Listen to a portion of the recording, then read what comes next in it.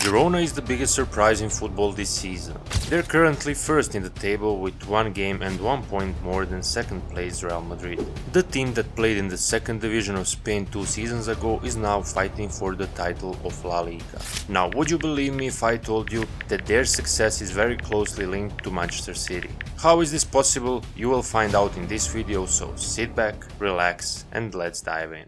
In this century, La Liga titles were shared by 4 clubs: Barcelona with its 11 league titles, Real Madrid with 8, and Atletico Madrid and Valencia with 2 titles won each. But at this moment, Girona is the one who is first in the table, and they are playing so well that many people wonder if anyone can stand it their way. Many compare them with the Leicester team led by Jamie Vardy, who in the 2015-2016 season, as total outsiders, managed to win title of English Premier League. But does this Girona team have what it takes to achieve the success that Vardy, Mahrez and the boys did back in 2015? The club was founded back in 1930s and spent most of its existence in the lower divisions of Spain. Until the 2016-2017 season, they finished second in Segunda and ended up being promoted to La Liga.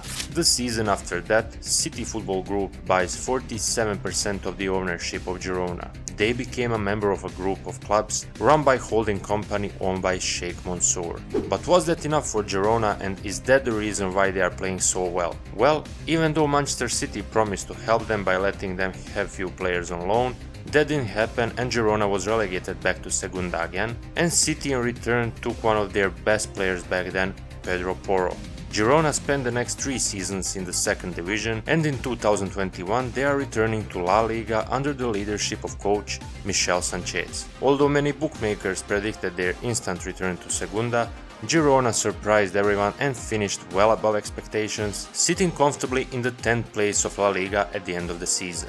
Then Girona's management does some great jobs in terms of transfers. They brought in Dobvik and Tsiganko from the Ukrainian league, Eric Garcia from Barca, Blin, who played for Manchester United a couple of seasons before, and Savio on loan from the French side Troyes. And if you think that Girona just used the millions that City Football Group gave them, you're wrong. By selling Oriol Romeo to Barcelona and Santiago Bueno to Wolverhampton, Girona managed to finance all these players, of which the most expensive was Artem Dobvik, who cost only 7.5 million euros. Taking into account the roster at his disposal, Coach Sanchez decided on a formation that literally looks like 3-1-6 on the field, where Girona's wingbacks play both attack and defense, which would mean that Girona plays with 5 players at the back when defending, and that they are attacking with 6. Of course, for such a demanding style of play, you have to have players who can physically handle it, which Sanchez definitely recognized and used very wisely.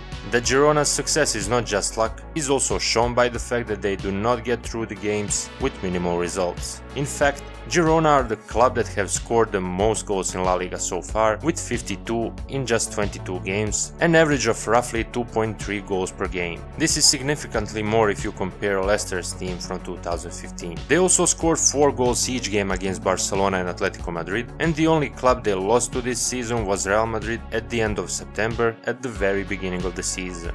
But how does Girona manage to do all that? With the players in the team that no one has heard of until this season. Girona simply gathered a group of guys in their team that no one wanted and have something to prove.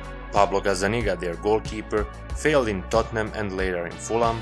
Savio flopped in PSV. Alex Garcia struggled with relegation in the Romanian league just 2 years ago. Dovbyk flopped in the Danish league. Eric Garcia never proved his potential in Manchester City nor in Barcelona, and Blin didn't manage to establish himself in Manchester United nor in Bayern. Girona assembled a team full of potential that just needed a coach who would know how to get the best out of them, which Sanchez certainly did with his 3-1-6 formation. With that being said, the question everyone is asking now is, can Girona continue like this and eventually win the La Liga title? You will get this answer shortly after you like this video and subscribe to the channel. Well, my opinion is that Real Madrid is still too strong for the rest of the Spanish clubs this year, but if anyone can cause them problems, it's definitely Girona, who, if you ask me, have a better chance of winning La Liga than Leicester City had in 2015 to win the English Premier League. Even if Girona fails to win the league, which probably will be the case, there are great chances that they will end up in top 4 and qualify for Champions League, which is a huge success when you consider that only 2 years ago